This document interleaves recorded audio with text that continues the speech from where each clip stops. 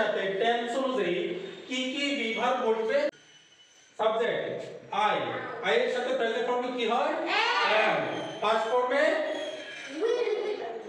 was, past ফর্মে was, future ফর্মে will be, we are, past ফর্মে were, ফিউচার ফর্মে will be, you are, past ফর্মে were, future ফর্মে will be, they are, past ফর্মে were, future ফর্মে will be, he or she, past ফর্মে present ফর্মে পাস্ট ফর্মে was, ফিউচার ফর্মে will be, it is, past form future ফর্মে will be, Nabila is, past ফর্মে was, ফিউচার ফর্মে will be, my mother present ফর্মে yes, পাস্ট ফর্মে was, ফিউচার ফর্মে will be।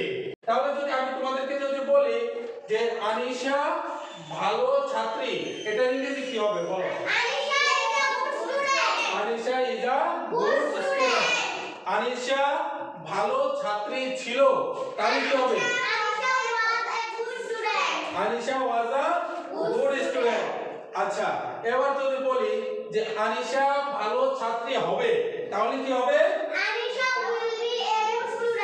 Anisha will be a good student. তাহলে দেখো এই চারটা যদি জানা থাকে তোমাদের, তোমরা কত সহজে হাজার হাজার ইংরেজি সেন্টেন্স এভাবে তোমরা তৈরি করতে পারবা। বুঝতে পেরেছো?